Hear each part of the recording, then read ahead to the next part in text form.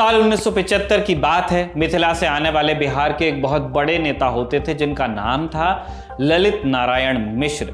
बिहार के लोगों के लिए इस नाम को खास इंट्रोडक्शन की जरूरत नहीं। उस दौर का कोई भी आदमी साल 2022 में भी ये नाम सुन ले तो कहे कि ललित बाबू होते तो बिहार कुछ और होता। देश के पहले प्रधानमंत्री जवाहरलाल नेहरू के कार्यकाल में उन्हें संसदीय सचिव का पदभार मिला और इंदिरा गांधी के दौर में वो रेल मंत्री के पद पर पहुंच गए। बताते हैं कि जब तक ललित बाबू रहे उन्होंने इंदिरा और जयप्रकाश नारायण के बीच मतभेदों को पाटने की बहुत कोशिश की। यूं होता तो क्या होता की तर्ज पर यह भी कयास लगाए जाते हैं कि अगर ललित बाबू जिंदा होते तो शायद जेपी का आंदोलन शुरू ही नहीं होता, इमरजेंसी न लगती और आगे शायद ललित बाबू प्रधानमंत्री भी बन जाते भारत के। बहरहाल अगर ऐसा होता तो कोई यहीं तजते हुए जानते हैं कि हुआ क्या। ललित बाबू मारे गए। एक बम धमाके में ऐसा हुआ। भारत में किसी कैबिनेट मंत्री की यह पहली हत्या थी।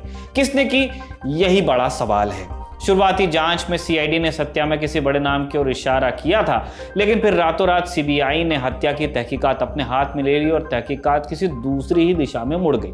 24 जजों ने इस केस की सुनवाई की। 40 साल तक केस चला।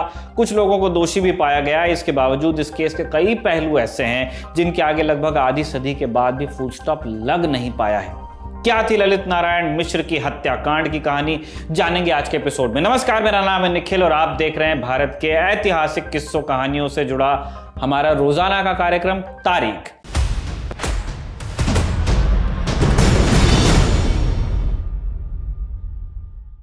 इस केस पर कुछ साल पहले हमारी साथी स्वाति ने एक डिटेल स्टोरी की थी।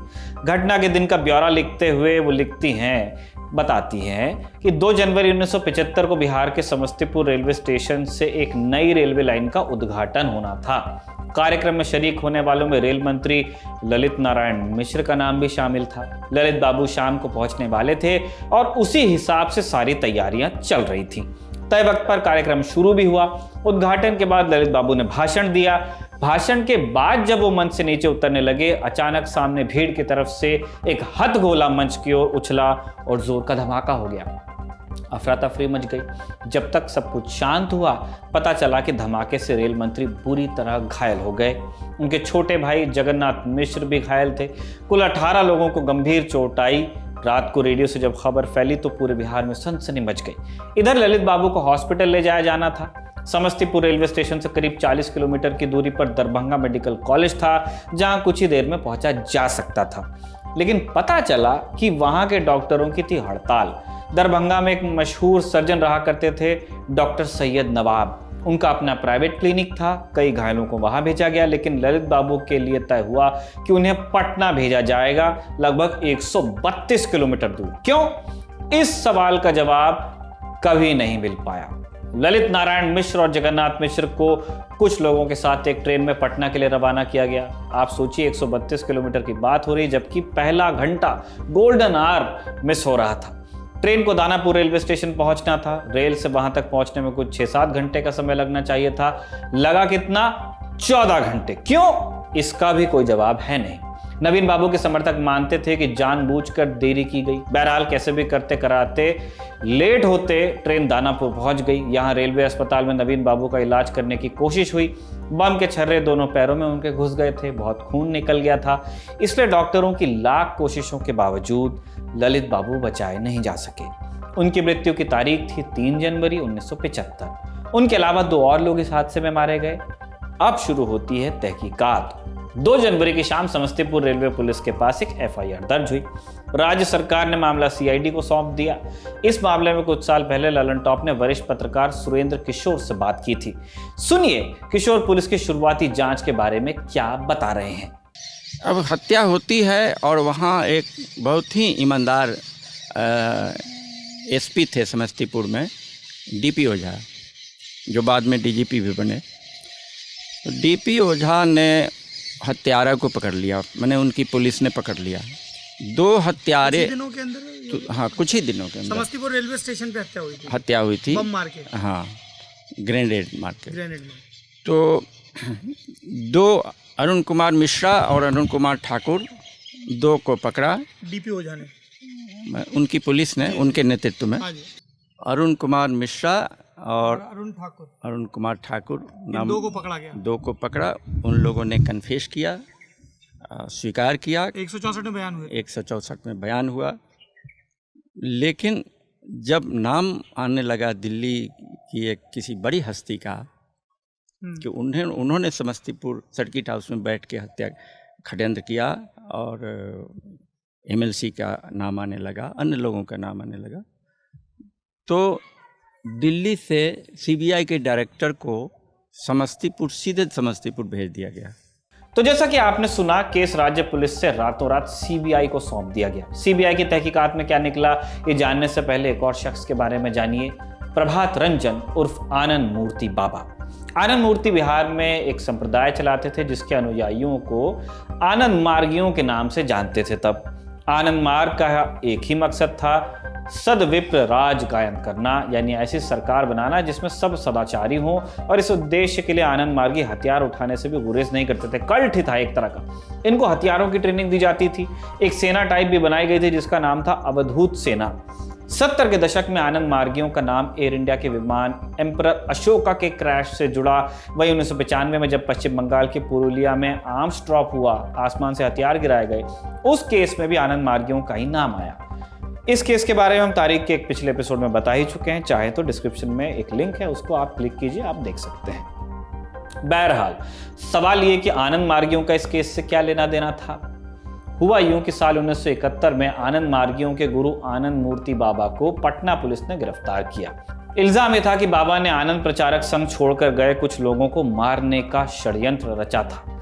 इस केस में आनंद मूर्ति को जेल में डाल दिया गया। कई कोशिशों के बावजूद बाबा को जमानत मिल नहीं पाई। नतीजा हुआ कि बाबा के समर्थकों ने हंगामा करना शुरू किया। कईयों ने आत्मदाह का प्रयास किया। बाबा ने जेल से अपने समर्थकों को भड़काया भी कि जब तक मुझे रिहाई नहीं मिलती चैन मत लेना। बाबा की इसी बात को CBI ने ललित बाबू की हत्या से जोड़ा। CBI ने जो चार्जशीट दायर की उसके अनुसार ललित बाबू की हत्या के लिए 3 लोगों ने प्लान बनाया। अब इनके नाम में भी आनंद थे, विनय आनंद, संतोष आनंद, विश्वेश्वरानंद। इन तीनों ने अपनी पहचान छिपाने के लिए बाल और दाढ़ी कटवा ली और विजय और जगदीश जैसे फर्जी नाम रख ली। आगे चलकर 4 और लोग भी इनके साथ जुड़े। इनके नाम थे संतोषानंद, सुदेवानंद, अर्तेशानंद और आचार्य राम कुमार सिंह। नाम कितने अच्छे अच्छे हैं। भागलपुर के एक गांव में इन लोगों की मीटिंग हुई। इस मीटिंग में आनंद मूर्ति के दुश्मनों की एक लिस्ट तैयार की गई जिसमें 3 नाम थे, माधवानंद, ललित नारायण मिश्र और अब्दुल गफूर। गफूर उस समय बिहार के मुख्यमंत्री थे। इन सब लोगों की मीटिंग में यह फैसला भी हुआ कि कौन किसकी हत्या करेगा। ललित बाबू की हत्या का जिम्मा रंजन द्विवेदी, संतोषानंद और सुदेवानंद को दिया गया। राम आश्रय प्रसाद नाम के एक आदमी ने बमों का जुगाड़ किया। घटना के दिन रंजन द्विवेदी ने उद्घाटन समारोह के 4 पास जुटा लिए और जैसे ही उस रोज ललित बाबू का भाषण खत्म हुआ, संतोषानंद ने अपने कपड़ों में छिपाया हथगोला उनकी ओर उछाल दिया, जिसके फटने से ललित बाबू घायल हुए और बाद में उनकी मृत्यु हुई। कैसे हुई हमने आपको बता दिया। CBI के अनुसार घटना के अगले दिन पटना न्यूज एजेंसी के पास से खत आया जिसमें लिखा था कि समस्तीपुर रेलवे स्टेशन में हुआ बम धमाका क्रांति के दौर की शुरुआत है। उस वक्त UNI पटना ब्यूरो में पत्रकार रहे फरचंद अहमद ने पर्चा ब्यूरो चीफ धैर्यानंद झा को दिया। उन्होंने उसे CBI के सुपुर्द किया। फरजंद और धैर्यानंद झा CBI की ओर से बाद में इस केस के गवाह भी हुए। CBI ने अपनी जांच में 4 लोगों को नामजद किया। आगे चलकर उन्हें सजा भी सुनाई गई। इसके बावजूद अपने उतार चढ़ावों के कारण ये केस हमेशा संदेह के घेरे में ही रहा। साल 1977 में कर्पूरी ठाकुर सरकार में इस केस की जांच बिठाई गई। इस जांच कमीशन ने अपनी रिपोर्ट में कहा कि CBI ने जिन लोगों को आरोपी बनाया वो बेगुनाह हैं। मामले में सरकारी गवाह बने कुछ लोगों ने भी कहा कि CBI ने उन्हें उसके मन मुताबिक बयान देने को मजबूर किया। शुरुआत में जब बिहार CID केस की जांच कर रही थी तब लग रहा था कि हत्या के पीछे किसी बड़े और ताकतवर इंसान का हाथ है। CBI के पास जाते ही केस की जांच की पूरी दिशा बदल गई। पत्रकार सुरेंद्र किशोर इस बारे में क्या कहते हैं, आप सुनिए। चूँकि ये बड़े लोग इंटरेस्टेड थे तो CBI के डायरेक्टर ने सारा कुछ ले लिया अपने हाथ में और उसने क्या किया कि आनंद मार्गियों को पकड़ा और पकड़ के उन लोगों के खिलाफ चार्जशीट वगैरह दायर कर दिया। इस पर कई रिपोर्ट छपी कि ये गलत फंसाया जा रहा है। इस पर मैंने बाद में ललित बाबू के पुत्र से बातचीत की थी, विजय कुमार मिश्रा। मैंने पूछा कि आपको किस पर शक है, तो उन्होंने कहा कि मुझको शक जशपाल कपूर पर है। यशपाल कपूर इंदिरा गांधी के जो निजी सचिव हुआ करते थे। जी। आर के धवन के अंकल। हाँ, तो मैंने कहा कि जशपाल कपूर खुद अपने से तो इतना बड़ा काम नहीं कर सकते, क्या उससे भी ऊपर कोई किसी का हाथ था? तो उस पर विजय कुमार मिश्रा चुप रह गए। मैं उनको दबाव ही नहीं डाल सकता था। विजय कुमार मिश्रा और जगन्नाथ मिश्रा दोनों ने कोर्ट में, दिल्ली के कोर्ट में जाके गवाही दी कि हम लोगों को आनंद मार्ग से कोई दुश्मनी नहीं रही। आनंद मार्ग को जो यहाँ कटघरे में खड़ा किया जा रहा है, इन लोगों से न ललित बाबू की न हम लोगों की कोई दुश्मनी कभी नहीं रही। मीनिंग देयर बाय कि हे सीबीआई वाले, आप गलत आदमी को फंसा रहे हो। इससे ज़्यादा ये लोग कह नहीं सकते थे।